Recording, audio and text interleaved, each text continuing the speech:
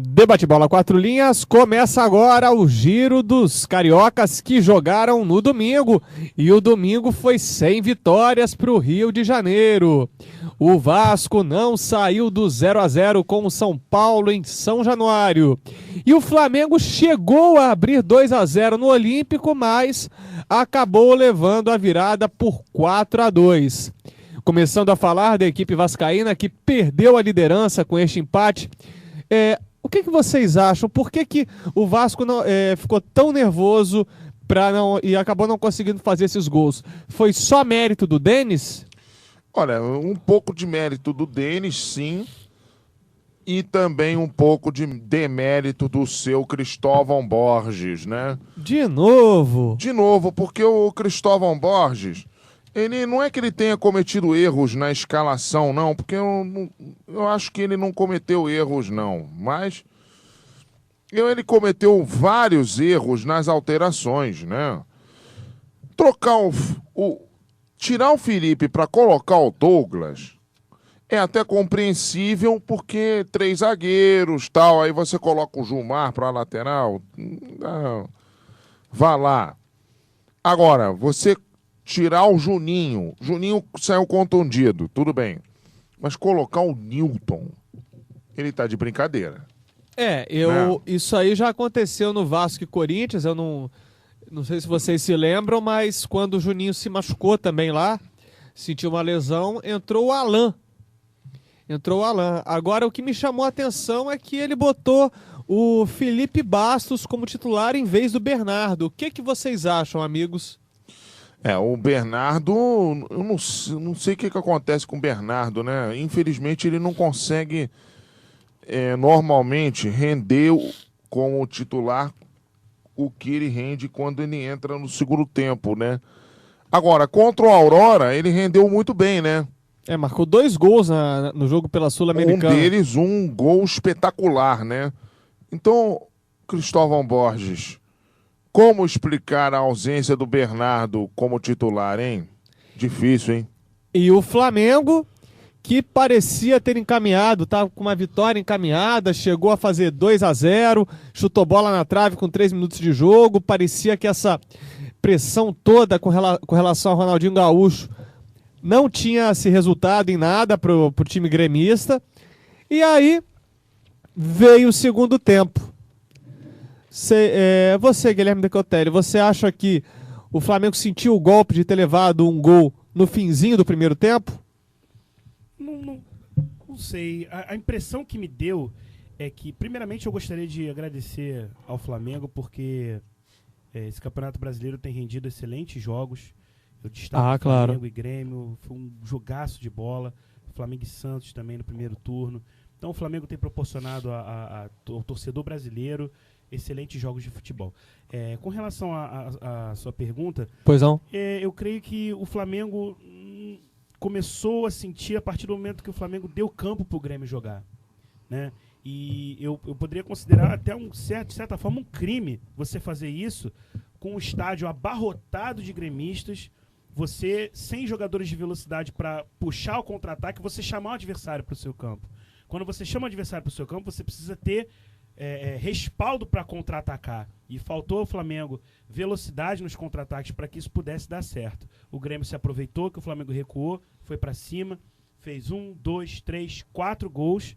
E eu acho que o que simbolizou muito isso foi a saída do Tomás no intervalo para a entrada do Muralha. Então acho que a partir daí o Flamengo começou a desandar um pouco. A Miriam discordou um pouco quando o Guilherme falou, a Miriam Barbosa, nossa porção mulher, discordou um pouco quando ele falou negócio de grande jogo da partida de Flamengo e Grêmio. Por quê, Miriam? Primeiramente, olá, meninos, tá? Olá. Olá, o pessoal do YouTube e todos os internautas. Coraçãozinho para todo mundo. Eu vi esse jogo, né? E realmente, né? Foi uma vergonha. O Ronaldinho Gaúcho, ele... De verdade, a torcida do Grêmio meio que intimidou ele. Acho que... Intimidou? Peraí, ele não deu um drible de toque de calcanhar para jogador, cobrou uma falta que parou no travessão. Não, ficou... As coisas bonitas do Flamengo, assim, melhores, não vou dizer nem bonitas, melhores, ficou só no primeiro tempo, né? Isso. Então, porque o segundo tempo vieram mesmo, assim, amedrontados mesmo. Eu vou falar mais uma coisa que os outros blocos falaram, como eu não pude participar, não consegui participar. Pois não, diga aí. Opa! Sobre essa questão da torcida do Grêmio. Eu acho que teve excessos, mas não discordo da razão deles. Eu concordo, eu adorei eles terem feito aquela comparação do Ronaldinho com uma nota de R$1. Eu amei aquilo. Porque realmente foi isso que aconteceu. Agora teve excessos. Eu acho que a torcida do Grêmio pecou pelo excesso. Eles têm razão de ter realmente, de estar chateado com o Ronaldinho. Eles têm razão, só que eles se excederam. E foram pro lado pessoal do Ronaldo. A gente tem que parar para pensar que a gente tem que comentar o jogador em time. Não pegar família, falar de outras coisas. Então, esse lado eles se excederam. E foi muito grosseiro. E isso ficou muito grosseiro. Mas eles têm razão. Assim, a razão da torcida. Eu acho que isso amedrontou o Flamengo. Ronaldinho Gaúcho mostrou mais uma vez que ele parece aquela... eu comparo muito ele com aquela música Mulher de Fases, porque ele tá assim, quando ele quer jogar, quando ele acha que tá numa fase legal, ele joga bem, mas daqui a pouco quando ele começa a desandar para fazer vergonha em campo, foi meio isso que aconteceu. E como dizem que o Flamengo é muito, não, Ronaldinho, é porque o Ronaldinho faz falta, porque as pessoas se inspiram no Ronaldinho, realmente, se inspirou tanto que fez uma vergonha no segundo tempo. O Ronaldinho caiu junto com o time todo caiu, né? O problema não foi só do Ronaldinho, não, foi o time todo que caiu no segundo tempo, né? Fernando Quaresma, você acha que essa queda do Flamengo também se rendeu à queda do Thiago Neves, que fez uma boa partida ontem? Eu acho que foi a queda do Tomás. Para mim foi saída do Tomás. A saída do Tomás, que estava fazendo uma grande partida. Ele em campo estava infernizando a zaga do Grêmio. E com certeza ele cansou, claro, porque ele foi um dos jogadores que mais buscaram o jogo. Sim, com certeza. Um dos que mais carregavam a bola com eficiência. E colocavam e desmarcava Ronaldinho, desmarcava o David, desmarcava entre outros jogadores. Então, ele cansou, obviamente. Agora, eu acho estranho um jogador de 18, 19 anos sair da forma que ele saiu, cansado, assim, com quase a língua para fora. Eu achei estranho. Tem que rever isso aí dentro do time do Flamengo. É verdade. Mas que o Flamengo caiu e perdeu com a saída do Tomás, isso aí para mim não sai da minha cabeça, não. Não, e também culpa total do Luxemburgo, né? Primeiro, em recuar demais o time, já vindo para o segundo tempo. 2, o Renato me toma uma caneta do André Lima. Pelo amor de Deus. Isso daí é inadmissível, entendeu? Não pode o jogador profissional tomar uma caneta de um jogador fraco tecnicamente como é o André Lima. Me desculpa, né? Então o Renato deveria ter saído depois daquele lance, tá? Entendeu? É como o Bruno Ávila aqui soprou, o Bruno Ávila agora tá operando aqui no áudio. Lance para encerrar a carreira. Mas aí vem, o Luxemburgo deveria ter feito exatamente o inverso do que ele fez. Ele tirou o Tomás para colocar o Muralha, né? Então ele deveria ter feito exatamente o inverso. Quando o jogo estava 2-1? 2-2, né? Quando estava 2-2. Entendeu? Deveria tirar o Renato para colocar ou o Jael ou o Diego Maurício, um dos dois. Entendeu? Para colocar o time do Flamengo de novo na frente. Entendeu? Mas não, o Luxemburgo insiste em Renato. Eu não sei o que tem do Luxemburgo com o Renato. Não sei. Entendeu? Tá certo. Agora, Vou mandar aqui também para a mesa. O que vocês não acharam que o Vasco foi mesmo cauteloso também na escalação? Porque você botar, por mais que você tenha um Felipe jogando na lateral esquerda, falso lateral esquerda, você colocar no meio o Rômulo, Jumar, Felipe Bastos e Juninho Pernambucano, vocês não acham que foi um pouco arriscado? Vinícius, olha, não pode até ter sido cauteloso, mas teoricamente é um dos volantes escalados foi para proteger o Felipe, que foi o Jumar, né? Então, Isso. o posicionamento ideal quando você joga com 3 volantes é um pela direita, um pela esquerda e um pelo meio. Entendeu? Para poder você abranger todas as áreas do campo, né? E para você dar liberdade total a quem está criando e aos 2 laterais também, né? Então, é um pouco cauteloso, sim, por você jogar em casa, né? Ainda mais diante de um São Paulo em franca decadência, né? Mas eu acho que não é um esquema tão errado assim, não. Eu acho só que eu não escalaria o Felipe Bastos hoje em dia, né? Eu escalaria o Bernardo. E tem outra coisa, vou até lançar uma certa polêmica. O Felipe e o Juninho, Felipe jogando mais de terceiro homem, o Juninho jogando de quarto homem, vocês não acham que é também um pouco arriscado, não? Pela idade deles? Habilidade eles têm de sobra. Agora, pela idade deles, vocês não acham que eles ficam facilmente marcados? Eu acho que isso é uma questão até, de certa forma, para preservar. Porque, assim, na minha visão, o que acontece é o seguinte. Quando ele coloca 3 volantes, ele coloca 3 jogadores que podem ser ou não capazes de até sair jogando.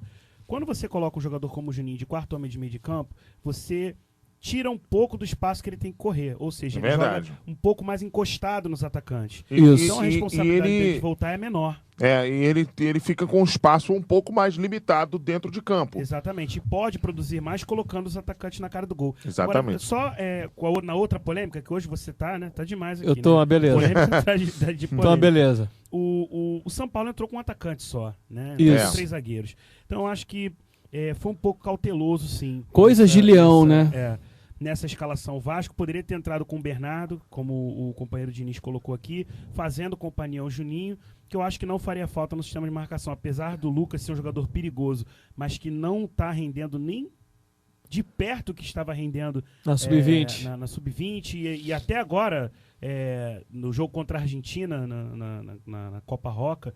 Enfim, é verdade. Mas eu acho que essa escalação, sim, foi de certa forma um pouco cautelosa. Assim. Eu acho que é um pouco também você poder misturar o jovem Bernardo, que é promissor, com um jogador como o Juninho Pernambucano, que é veterano, que sabe ter toque de bola, que tem toque de bola refinado. Eu acho que daria liga, de repente, essa escalação do Bernardo com o Juninho ou do Bernardo com o Felipe, entendeu? Para poder dar essa tranquilidade necessária ao Bernardo, entendeu? De repente daria liga. Por que não se testa esse tipo de escalação desde o início, entendeu? De repente dá liga. É verdade. Ou não, né? Não sei. Até porque ele provou, né, nesse último jogo contra o Aurora, que ele começou a titular, não foi? Isso. Que tem condições de começar jogando uma partida, né? Claro. Até então, no Campeonato Carioca, ele desequilibrava entrando no decorrer das partidas, mas eu acho que ele amadureceu, acho que ele superou o problema que ele teve há pouco tempo atrás.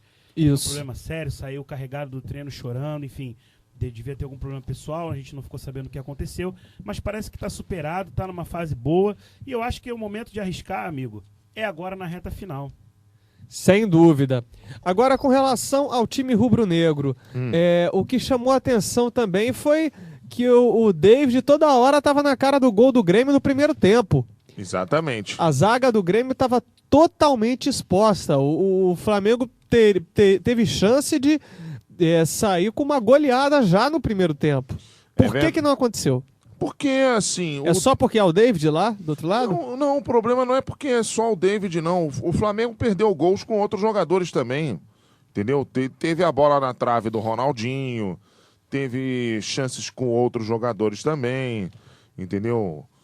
E, enfim, o Flamengo perdeu gols porque todo time perde gols também na cara, mal, né? Jogou mal. Ele fez um primeiro tempo. Olha, o primeiro tempo do Flamengo. O primeiro tempo foi excelente. Foi antológico. Eu achei um primeiro tempo assim. Eu falei, poxa, o Flamengo vai dar uma senhora arrancada a partir de agora. Mas ele jogou mal, porque assim, No final, jogou mal. O segundo tempo foi péssimo. E o David jogou mal? Jogou o que joga, né? Ele não surpreendeu. É. O David, eu acho que assim, às vezes corneta um pouco. A gente corneta um pouco demais, assim, eu vou até dar mão palmatória. Eu acho que eu me incluo nisso. Eu acho que o David é um pouco criticado demais. Subestimado demais. Mas ele tem a sua habilidade. E eu acho que para um jogador que tá jogando numa posição que não é a dele, ele até tá indo bem. O David já empatou com o Ronaldinho Gaúcho, né? Na artilharia do Flamengo. Exato. 13 gols. É vice-artilheiro do campeonato brasileiro, né? Mas, retomando o assunto... Pois não? O Flamengo criou chances e as perdeu no primeiro tempo porque isso é normal. São gols que qualquer time perde. O Ronaldinho também teve uma boa chance que o Gilberto Silva salvou. É verdade. Porque também o garoto Tomás, que a gente está tanto elogiando, acabou demorando a fazer o passe. Não fez o passe para ele. Fez o passe para o David, que aí sim fez o passe para ele. O Tomás chutou uma bola que o goleiro fez uma defesa espetacular, né? Então, o Flamengo, ele foi muito bem no primeiro tempo. Agora, no segundo, só deu um chute a gol. Agora o que chamou atenção também no jogo do Olímpico é como teve uma inversão total de papéis. No primeiro tempo, você viu o Flamengo atacando, o Flamengo partindo para cima, ignorando a pressão gaúcha. Isso. E também, do outro lado, um Grêmio perdido. A zaga gremista estava uma coisa impressionante. Ela não sabia, ela batia a cabeça o tempo todo. A zaga era Simon e Rafael Marques, né? Isso. Saudoso Rafael Marques. Do lado do Rafael Marques já era esperado isso, né? E o Simon não é um jogador confiável. Que joga do lado do Júlio César, né? Isso. Já é esperado, né? Tanto que o segundo gol do Flamengo, que foi o Thiago Neves que marcou, isso, foi uma jogada assim facílima, parecia um queijo suíço a defesa gremista. Exatamente. Porque o Júnior César cruzou errado, o Léo Moura correu, pegou, e aí ele teve tranquilidade para dar o passe para o Thiago Neves chutar. O Júlio César deu um cruzamento lotérico, né? Daqueles que se acertar tudo bem, se não acertar também tudo bem. Acontece, Aí a bola sobrou lá do outro lado pro Léo Moura, né? E aí ele rolou pro Thiago Neves, que bateu com a perna que não é a boa, com a direita, né? Verdade. A bola desviou na zaga e entrou, né?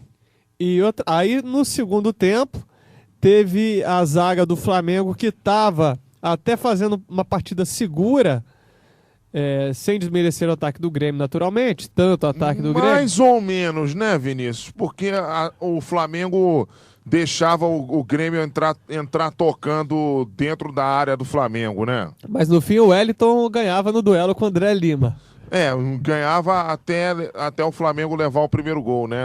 Mas aí normal o lance, né?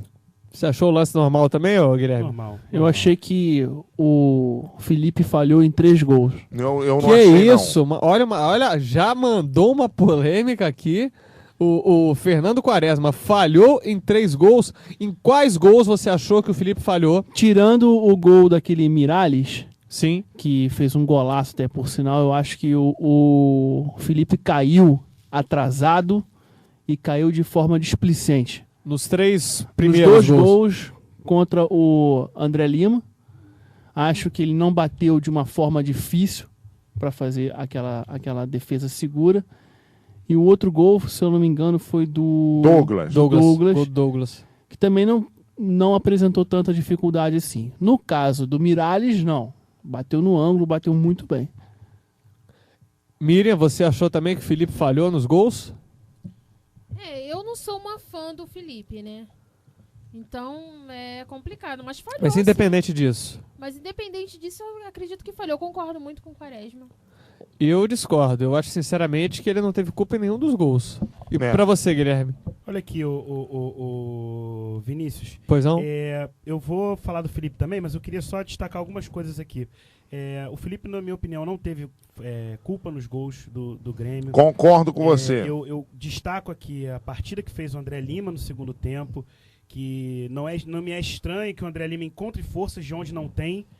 A gente conhece ele bem aqui do futebol carioca, já jogou no Fluminense, jogou no Botafogo, e quando foi no Botafogo foi muito bem nas 2 passagens que teve, fazia gols salvadores, enfim, mas infelizmente teve uma contusão grave de joelho e não teve sequência no Botafogo em 2009, e teve uma grave contusão agora no Grêmio também, que tirou ele da Libertadores. Enfim, era o centroavante referência do Grêmio depois da saída do Jonas, passou um campeonato praticamente em branco, e agora na reta final tá aparecendo de novo, recuperou o ritmo de jogo e conseguiu esses 2 gols aí, que não são gols de centroavante, né? É são verdade. gols de um atacante. O primeiro até é um pouco, né, Vinícius? Né, Só dominou e girou, né? Verdade. O segundo não.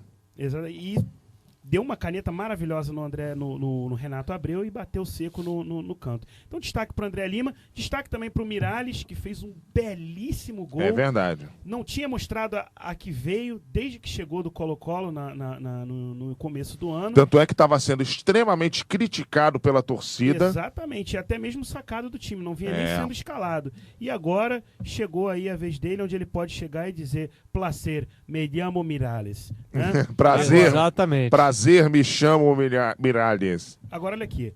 Destaque positivo para o Thiago Neves, que foi o melhor jogador do Flamengo em campo nessa partida, na minha opinião.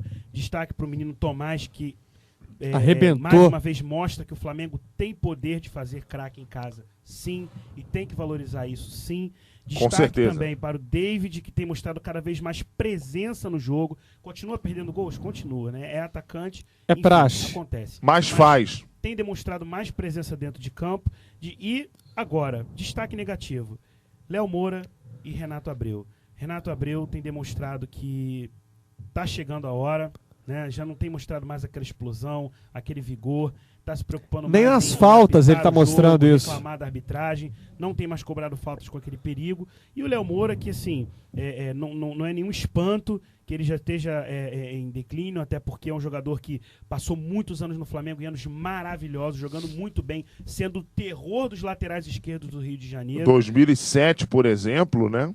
Exatamente, naquele Campeonato Carioca, e no Campeonato Brasileiro de 2009 também, destaco também a presença dele Principalmente no campo. 2007, né? 2009 ele foi importante, mas 2007 foi mais, né? Inclusive chegou à seleção brasileira, né? Agora, jogou mal ontem, saiu, enfim, perdeu alguns contra-ataques, entregou alguns contra-ataques, não está na mesma forma de antigamente. Não, assim, na minha opinião, parece, né, que no caso deles dois é a idade, mas a gente espera que não. A gente espera que seja só uma má atuação, né? E, por último, Vanderlei Luxemburgo mexeu mal, não tinha que ter colocado o Muralha no lugar do Tomás. Talvez se tivesse colocado um outro jogador no lugar do Tomás, que também pudesse imprimir o mesmo ritmo e fazer com que o Flamengo tocasse a bola no campo do adversário. O Adrian poderia ser o Adrian?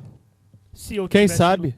né, poderia ser o Adrian. Agora, o ideal numa situação como essa, num estádio como esse, é você colocar o time no segundo tempo, tocando a bola no campo do adversário, fazendo com que o time prenda a bola, segure a bola o máximo possível e evitar uma pressão forte do adversário. Porque o Grêmio não é um time qualquer. E outra coisa que também me chama a atenção, o Luxemburgo, ele demora para colocar jogadores às vezes.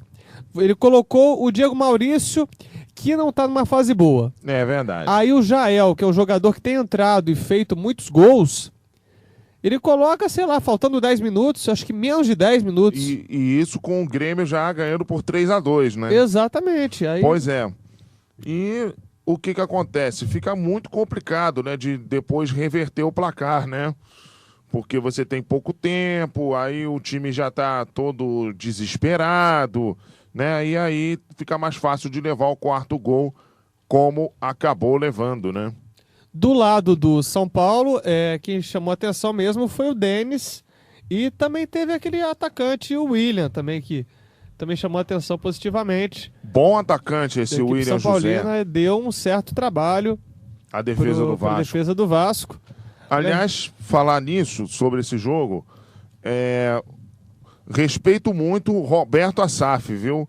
Porque ele é um dos poucos jornalistas a falarem que o Denis é melhor do que o Rogério Ceni. O que vocês acham também, vocês, o restante do pessoal da mesa? O Rogério Ceni está inferior ao Denis? Miriam? Eu acho que sim. Eu acho que sim. Vocês não acham que isso aí é um pouco precipitado por ser uma partida só? Disserte aí. Eu não acho nem um pouco precipitado, não. O Rogério Ceni já deu, né? Como diriam os cariocas, né? Pendurando já as chuteiras. Como disse o Guilherme no caso do Renato, do Flamengo, né? Já tá na hora do Rogério Ceni ir embora, entendeu? Ele não tá conseguindo mais fazer aquelas boas partidas que ele já fez com a camisa do São Paulo e até com a camisa da seleção também. Na verdade, a minha certeza, e acredito que da maioria daqui, é a questão do Rogério. Ele realmente, o Rogério Ceni, não tá mais produzindo, não tá mais atuando como já foi um dia, entendeu? É verdade. Agora, a questão do Denis, eu acho que tem que ser com calma. Eu acho que ainda está muito precipitado dizer que ele está à altura de, sabe, essa coisa toda, porque o Rogério Ceni hoje ele não tá legal, mas ele tem uma história. Ele escreveu uma história, entendeu? Bonita, como goleiro. Verdade. Então o Denis, eu só acho que está um pouquinho precipitado em relação a avaliar. Entendeu? Eu acho que ele tem que ser mais. Ele tem que construir e aos poucos construindo a história dele. Mas tecnicamente o Denis foi muito bem diante do Vasco, sem dúvida nenhuma. Fernando Quaresma? O Denis foi bem, mas o Denis nesse momento não é melhor que o Rogério Ceni. Eu não sei onde é que esse Asaf foi encontrar isso. Então, suponhamos, o Fábio se machuca, vai entrar aquele goleiro lá da seleção brasileira, lá no Cruzeiro, aquele Gabriel. Ele fecha o gol numa partida e o Asaf vai dizer também que o Gabriel é melhor que o Fábio? Mas aí o Fábio já é outra história, né? O Fábio é muito bom goleiro, né? Ué, e o Rogério Ceni é ruim? Pra mim, fraco ele não é, mas também não é grandes coisas. Não, eu acho ele um grande goleiro, acho que ele marcou e marca uma era dentro do São Paulo e ele, em Libertadores da América, cresce muito. E se o São Paulo, caso o São Paulo consiga alguma vaga, o Rogério vai ser muito importante ao time em 2012 para ter que jogar essas partidas da Taça Libertadores da América. E ele já foi campeão do mundo, né? Sim. Ele foi muito importante, decisivo naquele jogo contra o Liverpool, né? É verdade. Guilherme? Rogério Ceni, grande goleiro, fez uma história muito bonita no São Paulo. E não sei se felizmente ou infelizmente, mas ainda é fundamental no esquema tático do São Paulo, na minha opinião. O como São Paulo líder. Depende do Rogério Ceni, não só como líder, mas também nas faltas que ele cobra, nas jogadas ensaiadas. Ele dele e dos gandulas, né? Pois é. No esquema tático, né? Os gandulas também no Morumbi são, enfim. Mas o Rogério Ceni é um jogador que ainda é fundamental no São Paulo, né? Principalmente como liderança. Não diria como goleiro debaixo das traves, porque ele, pela idade, já virou um goleiro assim comum, né? A bola que tem que entrar, entra. É um goleiro que faz boas defesas, sim, mas a bola que tem que entrar, entra. Não é um goleiro mais milagreiro, né? Como hoje nós temos o Jefferson, o Fábio, que são goleiros que fazem defesas acima da média, né? E o próprio Felipe do Flamengo também. Eu acho que é um goleiro que já tá num nível bom também, já mais pra... E o Diego Cavalieri? Rapaz... Diga.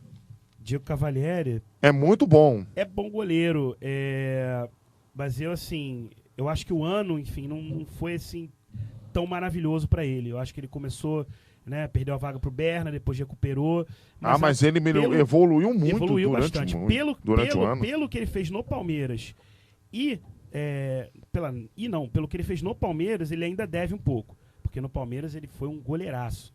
Então, por isso que fica essa dúvida, porque será que ele consegue ter o nível do Palmeiras? Ele é um bom goleiro, sim, não tenha dúvida. Mas ele agarrou muito mais no Palmeiras do que agora. Agora, o Denis, vai ser cobrado quando tiver pressão. Lógico. E é aí que a gente vai ver. Com certeza. Não Lógico. adianta agora fazer comparações do Denis com o Rogério Ceni, enfim, porque vai chegar um momento, como o companheiro Quaresma que colocou, digamos que o São Paulo vai à Libertadores, digamos que o São Paulo joga uma oitava de final no Morumbi, não tem Rogério Ceni, entra o Denis. A torcida vai ficar receosa? Né? Se toma um frango, se falha, se acontece alguma coisa, e aí? Nesse sentido você tem razão, eu sim. acho que é ainda verdade. É um pouco cedo. O Denis mostrou-se ser um excelente goleiro, porque no primeiro momento, quando se precisou dele, já desde o ano passado, que ele não atua, quando se precisou dele, ele mostrou que estar muito bem, beleza. Agora, O Rogério Ceni tem todo um histórico no São Paulo, é um goleiro, enfim, que tem uma história muito bonita, ainda é fundamental para o São Paulo, não digo debaixo das traves, mas, enfim, como liderança para o grupo, como até mesmo no esquema tático, em termos de, como eu falei aqui antes. Sim. É um goleiro que bate as faltas, às vezes ele cruza na área, sabe onde cruza, ele conhece todas as jogadas do São Paulo, não só de ataque, mas como de defesa. É verdade. O posicionamento, sabe tudo de São Paulo. Então, eu acho que ainda é um pouco cedo para ter um substituto à altura. Tá certo. Agora, ainda falando de Vasco e São Paulo, o Vasco teve as ausências do lateral Fagner, teve o Diego Souza também com ausência. Terceiro cartão amarelo. Os dois estavam suspensos. No São Paulo, o Rogério Ceni não jogou, o Dagoberto também não jogou e o Luiz Fabiano. Vocês acham que quem sentiu mais falta nesse empate em 0-0 desses jogadores? Olha, eu acho que o São Paulo sentiu muita falta, principalmente do Dagoberto. O da gol, exatamente. Entendeu? E o Vasco sentiu mais falta, porque o Vasco sentiu falta dos dois. Entendeu? O Vasco sentiu mais falta do Diego Souza do que do Fagner, mas eu acho que o Vasco sentiu falta dos dois. Deu para perceber muito o Éder Luiz não conseguindo fazer boas tabelas com o Alan. Pois é, por isso, entendeu? Porque o Éder Luiz não tem o mesmo entrosamento com o Alan do que com o Fagner, né? Vocês acham que o Alan ele foi lateral, ele é jogador de meio de campo originalmente, e foi improvisado na lateral direita quando o Fagner passou um bom tempo machucado. Vocês acham que ele, agora que voltou ao meio de campo, ele perdeu um pouco esse cacuete que estava tendo de lateral direita? Olha, eu gostei muito da postura do Alan nos últimos 2 jogos do Vasco. No jogo contra o Aurora ele entrou e fez um belo gol, né? Um gol Sim, verdade, tem o noção, último. apesar de que o Aurora no final do jogo parecia aquele time de pelada, né? Os caras já não estavam mais correndo na bola. Verdade. Sabe? Mas foi um gol de quem sabe jogar, bola, cortou pra dentro e, enfim, bateu na saída do goleiro. E ontem, achei que ele se apresentou muito bem pelo lado direito. Não achei que ele jogou mal. Aliás, se apresentou tão bem que ele sofreu um pênalti, né, Exatamente, seu numa- juiz? e numa Olha bela aí jogada. a polêmica de Vasco e São Paulo. O Alan teria sofrido um pênalti do Juan. Vocês Teria acharam? sofrido? Não, sofreu. Foi pênalti. Tá bom, Diniz, calma. Não E foi, depois, não foi e claro. depois é o Neto que fala que os times do Rio que são favorecidos pelos juízes. Pois é, né, rapaz? Olha, mas em relação a isso, é estranho, né? Porque há um tempo atrás ele disse que todos os times do Brasil, isso foi uma coluna dele, que todos os times do Brasil eram favorecidos da arbitragem, mas o único que podia reclamar era o Botafogo. Aí agora ele está dizendo que os times do Rio são favorecidos pela arbitragem. Né? A gente tem que saber, né? Na final, o que ele quer, o que ele pensa realmente. É. Né? Bom, mas o Neto calado é um poeta, né? Então quer dizer que ao contrário das coisas que dizem de que há sempre pênaltis em São Januário, nesse caso houve um que deixaram de lado, Foi né? agora o Vinícius. Pois não. Pênalti, né? O Juan nitidamente agarra o braço do Alan, projeta o corpo em cima do Alan. Quando não há bola no lance, não tem interpretação. O cara vai no corpo do cara, verdade. puxa o braço. Pênalti, não tem que pensar 2 vezes. Você pensa 2 vezes quando é uma entrada que o cara, às vezes, pega a bola, mas pega o jogador. Aí você pensa 2 vezes. Parece que é ombro a ombro. Não foi ombro a ombro. Ele projetou o corpo em cima do Alan, agarrando o braço dele. Pênalti, não tem o que discutir. Prosseguindo, a gente também tem algumas polêmicas do lado de fora do campo, né? Começando pelas do Vasco. No Vasco, o Dedé, ele na primeira jogada, ele teria discutido com algum jogador, que, salvo engano, tinha discutido com o William José. E aí o Arnaldo César Coelho, comentarista da TV Globo, declarou que o Dedé está mascarado, está querendo aparecer, e desde que foi para a seleção ele está querendo... ele está sendo mais agressivo, mais assintoso ao reclamar com os jogadores adversários e com a arbitragem. Por que esses caras que não têm capacidade de sentar num banco de faculdade e estudar e pegar como honra o diploma de jornalismo, esses caras são contratados? Eu não consigo entender. Arnaldo César Coelho, Neto... Oscar Roberto Godoy, aquele... cidadão lá também, que é outro corintiano que fala lá naquele jogo aberto, aquele que também Doutor Osmar. Ah, Esses caras não têm diploma de jornalismo e continuam defecando pela boca. É impressionante. Agora, Mascarado o Dedé está, vocês acham? eu não creio, não, ô Vinícius. Eu acho que, primeira coisa... quando situação você- normal de jogo, situação né? normal. Quando você reclama com o jogador do teu time, e olha, é um recado para os jogadores, reclamem sim. É reclamando, é você conversando, é que se ajeita. É Time de verdade. jogador calado não chega a lugar nenhum. Entendeu? E o Dedé é uma liderança dentro do Vasco. Então é necessário sim que os jogadores, principalmente de defesa, escutem o que o Dedé está falando. Por quê? Dedé é jogador de seleção brasileira? Sim. Dedé é o melhor zagueiro do Brasil? Sim. Então ele, como tal, deve se portar como tal, portar como liderança. E o líder, ele quando vê que o liderado está passando por dificuldades, não está conseguindo fazer direito, ele tem de cobrar sim. Entendeu? Então acho que tem que ser assim. E principalmente em relação à arbitragem. Jogadores, não caiam nessa. Cobrem sim o árbitro. Façam com que a torcida cobre sim do árbitro. Porque eles estão errando, estão sem critério e é necessário sim que haja uma cobrança, principalmente por parte do torcedor. Incitem sim, não, claro, não a violência, mas cobrem sim do árbitro uma postura correta e um critério correto dentro de campo. Tá certo. Agora indo pro lado de fora do campo, no Vasco aconteceu a declaração a entrevista do Juninho no Jornal Extra. Ele, dentre as questões que ele colocou, ele disse que não fará o próximo contrato assim que ele fizer com o Vasco. O contrato dele acaba no final deste ano de 2011. Ele não vai mais querer o salário mínimo, que o Vasco que é um Vasco dando um contrato novo e com um salário um pouco maior. Vocês acharam que essa declaração foi assim, ele tirou coisa que poderia ser resolvida nos bastidores? Olha, o Vinícius, eu acho que ele foi muito infeliz, né? Muito infeliz, e essa declaração não foi dada no momento oportuno, né?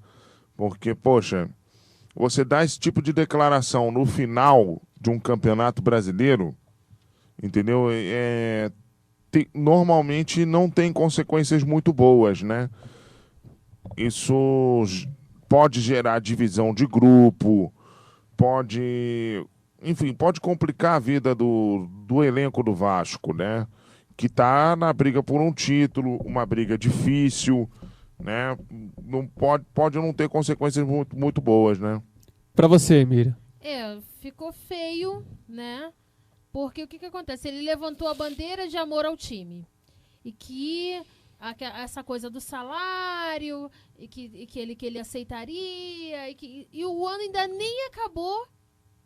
E ele já está demonstrando que não é bem assim, e que o dinheiro conta muito, e que não sei o que. Então, tipo, ele se arrependeu de ter feito contrato por esse preço, e aí estaria até sondando uma volta ao Catar, porque as filhas dele repetiram de ano, não puderam, estiveram mal assim. Isso aí é uma questão pessoal, a gente entende perfeitamente. Se está afetando a família, tudo bem. Agora, eu não sei se soltar uma declaração dessas na hora, numa hora que o Vasco está brigando pelo título, não sei se não, o vale a momento pena. inoportuno, assim, como eu havia falado, eu acho que quando a gente levanta uma bandeira de qualquer coisa, eu vou defender alguma coisa, você tem que ir até o fim. E se, porventura, isso mudar, que fique nos bastidores. Se porventura realmente o que ele achou que ia suprir as necessidades familiares, entendeu? Não está acontecendo, isso tem que ser resolvido nos bastidores, porque fica feio para a imagem. Porque atleta, ele Com certeza. não é toda uma imagem, eles trabalham com a imagem Eles também. têm toda uma responsabilidade nesse sentido. Isso, então, levantar não, que não sei o quê, que eu aceito ganhar isso.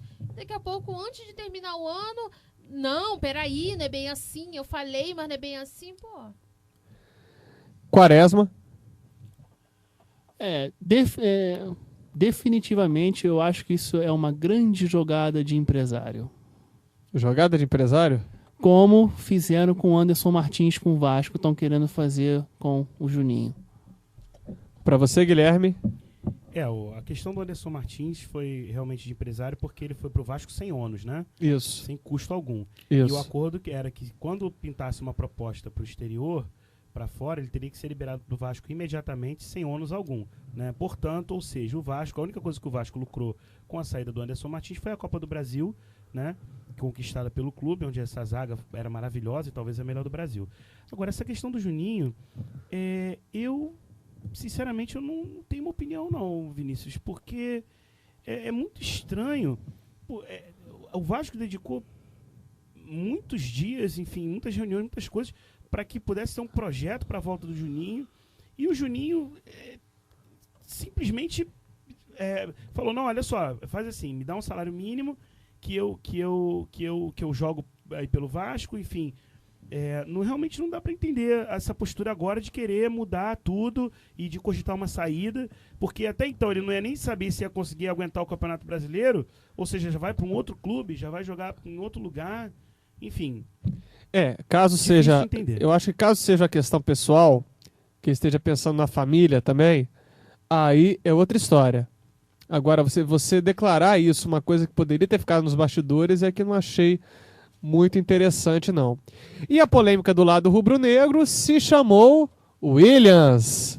Williams, É verdade. que não apareceu no treino, não justificou, e aí agora está, segundo muita gente diz, fora dos planos do time rubro-negro. Vinícius, o que aconteceu foi o seguinte, o jornalista Cláudio Perrot da Rádio Globo informou ontem, na verdade foi sábado, por volta de 5 horas da tarde, que a esposa do Williams, a Mariana, durante Que a está madrugada, grávida. está grávida de 8 meses, entrou em contato com o gerente de futebol do Flamengo, Zé Chinoco, e falou o seguinte, olha, Isaías, o meu marido não está em casa. Eu estou preocupado aqui, são 5 horas da manhã e nada, ele não dá notícia e nada. E aí começou-se uma caça pelo Williams, né? Deu meio-dia, 1 hora e nada, e ninguém sabia o paradeiro do Williams. Sábado à noite, quase 24 horas depois, o Williams aparece em casa, né? E, como consequência, cortado da viagem do Flamengo para o Sul, cortado do Flamengo para as próximas partidas e provavelmente não vestirá mais a camisa do Flamengo. Agora, não quiseram colocar à tona o que realmente aconteceu. O que aconteceu? A única coisa que o Perrot disse é o seguinte: problemas familiares. Vai resolver Certo. entre a família e, se for para sair para a imprensa ou não, alguém vai divulgar a informação do que realmente aconteceu com o Williams. Mas, por hora, fica de oficial que o Williams não foi relacionado para o jogo de domingo, não jogou e, por enquanto, não joga mais pelo Flamengo. Tá certo. O próximo jogo do Flamengo é em casa, jogo contra o Cruzeiro. Bom, esperar uma vitória, né? Até porque volta o Maldonado, volta... Quem volta mais? Só me engano, quem tava de fora também, eu não... Acho que o Maldonado E o Negueba. e o Negueba, isso. Volta o Maldonado e volta o Negueba, Esperar uma vitória, né? Do Flamengo diante do Cruzeiro e até por o Flamengo se manter na briga pelo título, né? E deixar o Inter um pouco mais distante na briga pela Libertadores, né? É verdade. O Inter, o Figueirense, né? Essa turma aí. O Vasco pega o Santos na Vila Belmiro. Aliás, estou na O dúvida. Santos. Estou Na na Vila dúvida Belmiro, sendo Vila Pacaembu. Belmiro. É a própria Vila Belmiro.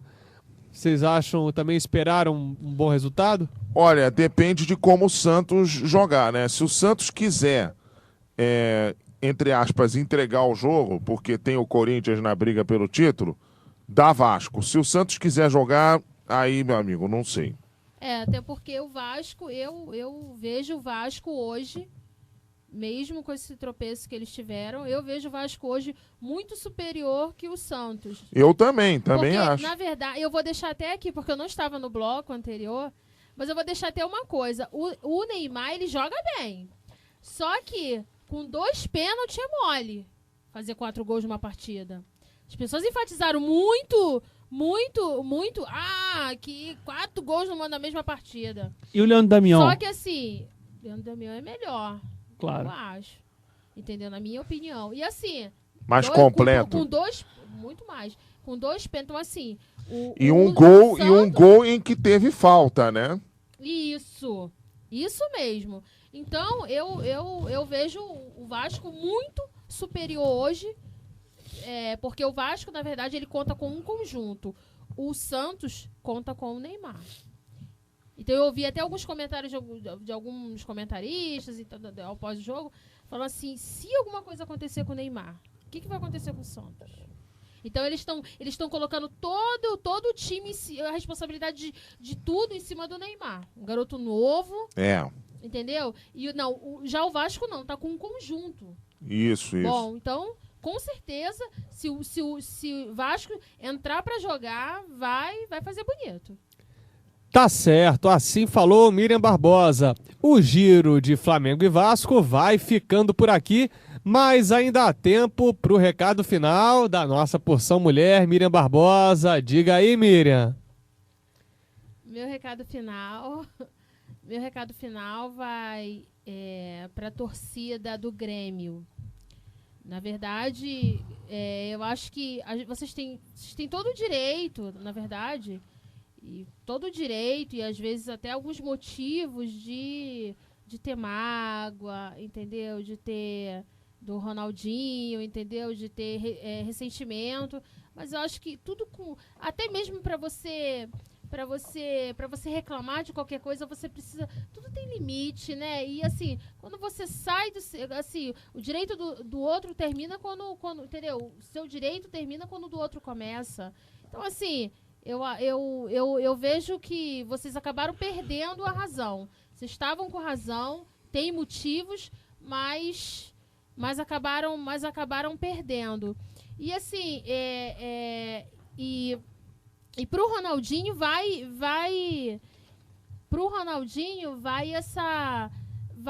ele teve que engolir isso e ele pensar mais, porque a história de um craque, ela pode ser escrita de outras maneiras. Eu acho que você também virar as costas para quem te revelou, eu não acho legal, entendeu? Então, eu acho que isso também foi o resultado de repente ele não pensou nas escolhas dele, entendeu? Então, meu recado final fica essas duas indagações. Tá certo. Recado final de Fernando Quaresma. E o meu recado final fica por conta com relação à grande campanha do Vasco, que os torcedores do Vasco continuem apoiando o time. Não é por uma declaração como essa infeliz do Juninho que vá abalar realmente o elenco vascaíno. E com relação ao Flamengo, é investir mais nos jovens. Ao invés de ficar abrindo os cofres aí para ficar comprando jogador e depois deixá-lo encostado ou então trazer alguns problemas, que é o caso do Sr. Williams, por que não dar mais uma chance ao Muralha, ao Adrian, ao Tomás, ao Luiz Antônio, quando ele se recuperar, não é? Só falta no ano que vem. Ao Fraustes, ao César, goleiro César também, ao Galhardo, né? Até para evitar certas situações. Com certeza.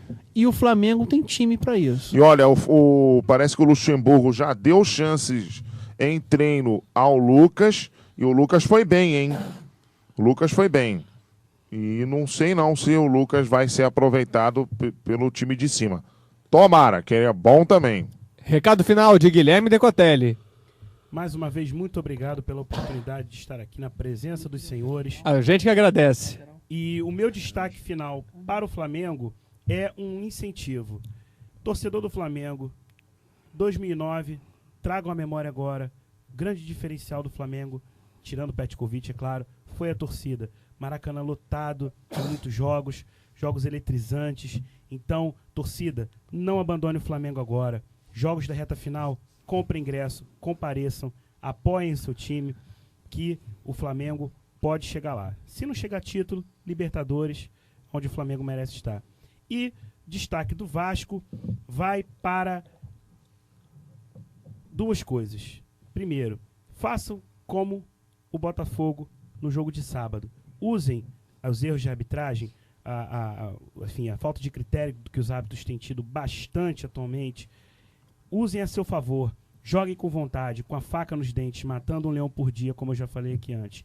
que os resultados vão chegar. Não adianta brigar com o árbitro, esse negócio de brigar com o árbitro, vocês vão ganhar cartão, vai ser expulso, o árbitro vai anotar na súmula, tem árbitro que é menininha, que você xinga ele anota o xingamento seu para depois contar tudo pro titio dele. Então, usem a favor de vocês essas críticas da arbitragem. E outra, Juninho, cara, você é o cara. A torcida do Vasco te ama. Cuidado com as coisas que você fala.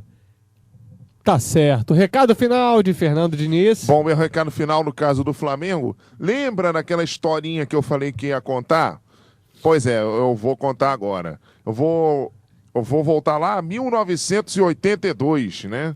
Túnel do tempo. A decisão de Grêmio e Flamengo. Eu nem era nascido. Né? Nem eu, né? Acho que nem ninguém aqui, não sei, né? Eu não, eu só tenho 18 anos. Pois é, o Grêmio e Flamengo, a decisão de 82, Leão era o goleiro do Grêmio, né? E aí ele disse antes do jogo que o Nunes, atacante do Flamengo, teria chamado os gaúchos de canalhas, né? E aí o Nunes vai lá, faz o gol do título, né? Flamengo 1-0, Flamengo é campeão, tal. E por isso, até hoje, o Nunes não é bem visto, não é bem quisto pela torcida do Grêmio. Será que isso explica alguma coisa também no caso do Ronaldinho? Bom, e no caso do Vasco, meu destaque final vai aí para o time, né? O time que, apesar de ter empatado em 0-0 contra o São Paulo, não fez uma partida muito ruim, não. Entendeu? Mas sentiu um pouco a falta do Diego Souza, principalmente. Entendeu? Então, o Diego Souza vai voltar no próximo jogo e o desempenho do time, a tendência é melhorar. Tá certo. O meu recado final do lado rubro-negro é para dizer: não é hora de jogar a toalha. Tá muito cedo para jogar a toalha, faltam 6 rodadas. Tá certo que a distância ficou um pouco maior, tá 6 pontos do atual líder, que é o Corinthians. Mas eu acho que tem muita água por rolar ainda no Brasileirão. Não é tanta, mas ainda tem água para rolar. No recado final do lado vascaíno, é lamentar mais uma vez que, embora São Januário estivesse lotado, com muita gente, torcida apoiando, tinha que ter cambista também, fazendo coisas absurdas, até promoção, 2 ingressos a R$130. Que beleza, hein? Que beleza de promoção, hein? Olha, rapaz, cambista tem tudo quanto é lugar, né? No Olímpico também parece que tinha, entendeu? Parece que tinha cambista comprando para revender ingresso. Exatamente. No Olímpico. Que uma maravilha isso, né? Quando é que isso vai acabar no Brasil, hein? Não vai acabar nunca, rapaz. Não vai acabar nunca. Eu quero saber se isso vai ter na Copa. Ah, vai, direto. Direto. Na Copa da África do Sul teve. Teve de sobra. Na da Alemanha também deve ter tido. Você quer uma formação de verdade? Venha para a Unicarioca. Ensino superior nas unidades Jacarepaguá, Rio Comprido, Meier, Bento Ribeiro, Centro e o projeto de 3 Rios. Venha para a Unicarioca e coisas boas irão até você. Acesse o blog 4 Linhas no site radio4linhas.blogspot.com. O 4 é por extenso, radio4linhas.blogspot.com. Ou acesse o programa 4 Linhas via o canal YouTube, youtube.com/blog 4 Linhas. Dessa vez, o 4 em numeral, youtube.com/blog 4 Linhas. 4 Linhas, a comunicação está no ar.